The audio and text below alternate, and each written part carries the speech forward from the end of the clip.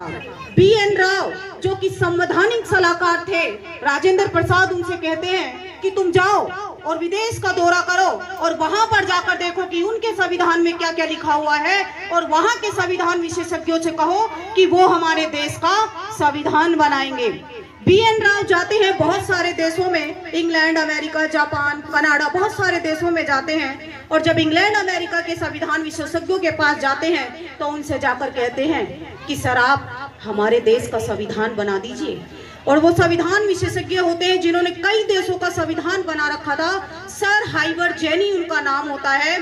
तो वो हंसते हैं, वो मुस्कुराते हैं, वो कहते हैं कि कोलंबिया यूनिवर्सिटी का student, London school of economics का स्टूडेंट डॉक्टर अंबेडकर आपके देश में ही हैं। आप उनसे जाकर कहिए वो आपके देश का संविधान बनाएंगे, क्योंकि जैसा संविधान डॉक्टर अंबेडकर बना सकते हैं वैसा पूरी दुनिया में कोई नहीं बना सकता, क्योंकि संविधान बनाने में डॉक्टर अंबेडकर मेरे पितामह हैं।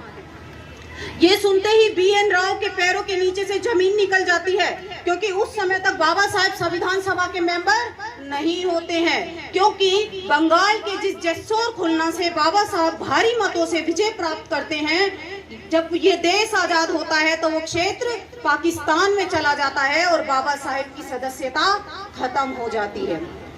बी.एन. राव आते हैं और राजेंद्र प्रसाद को बताते हैं तो राजेंद्र प्रसाद तुरंत मुंबई के एक मंत्री बी.जी. खेर को एक पत्र लिखते हैं और कहते हैं कि सर कुछ भी कीजिए, डॉक्टर अंबेडकर को संविधान सभा में शामिल जरूर कीजिए।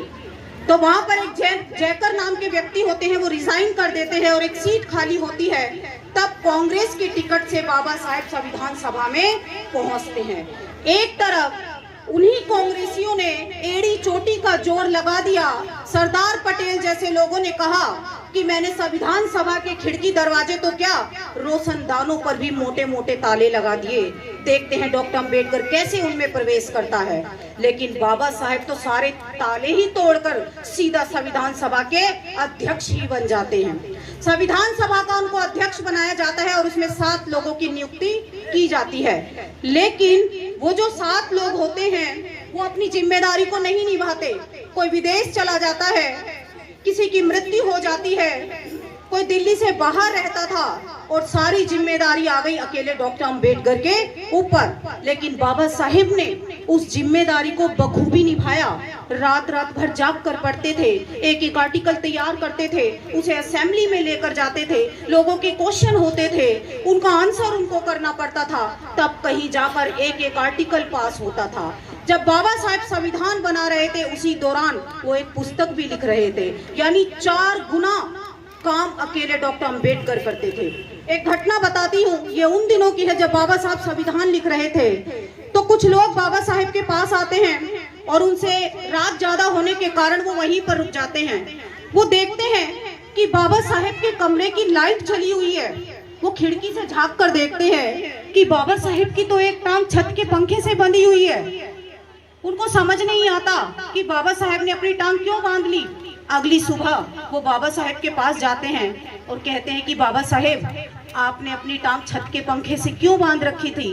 तो बाबा साहेब हंसते हैं और कहते हैं कि मेरे पैरों में बहुत ज्यादा दर्द था, क्योंकि शुगर की प्रॉब्लम थी उनको, कि मेरे पैरों में बहुत ज्यादा दर्द था, मुझे नींद भी बहुत तेज आ रही थी, मैंने अपनी टांग छत के पंखे से बांध ली, मेरी नींद भी चली गई, मेरा दर्द भी चला गया। मेरे बच्चों, अगर मैं ऐसा नहीं करूंगा तो तुम्हें संविधान में अधिकार कौन दे करके जाएगा। इतनी मुश्किलों से बाबा साहेब ने इस देश को सर्वश्रेष्ठ संविधान दिया। 2 साल 11 महीने और 18 दिन में इसको बनाकर तैयार कर दिया। इतने कम समय में ये बाबा साहेब की विद्वानता का ही परिणाम था। उसके बाद बाबा साहेब ने जब संविधान दे दिया तो संविधान लागू कब हुआ? कब हुआ था संविधान लागू?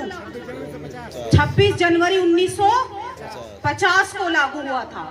तो 25 जनवरी 1950 से पहले की, यानी एक दिन पहले की घटना वो बताने में आपको जरूरी समझती हूँ। और वो घटना थी 25 जनवरी 1950 की कि रात के 9 बज रहे थे और आकाश में बादल छाए हुए थे और बाबा साहेब बड़े खुश थे।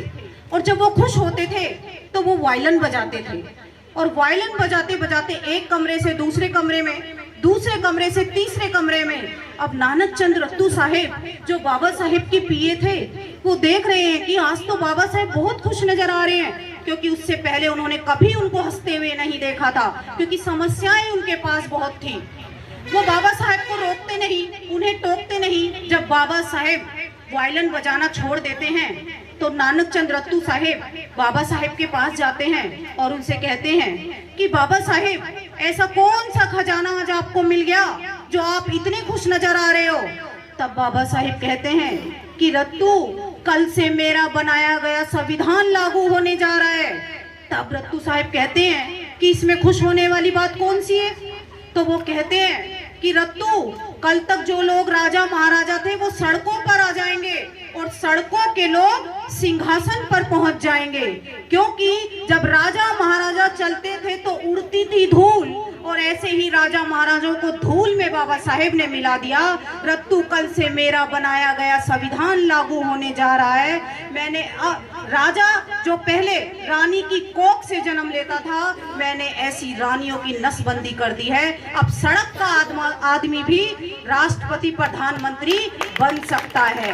रत्तू, कल से मेरा बनाया गया संविधान लागू होने जा रहा है। तो संविधान बाबा साहेब ने हमारे लिए लिखा, लेकिन ये विडंबना इस देश की देखिए, जिनके लिए उन्होंने संविधान लिखा वो लोग आज भी उसके बारे में नहीं जानते।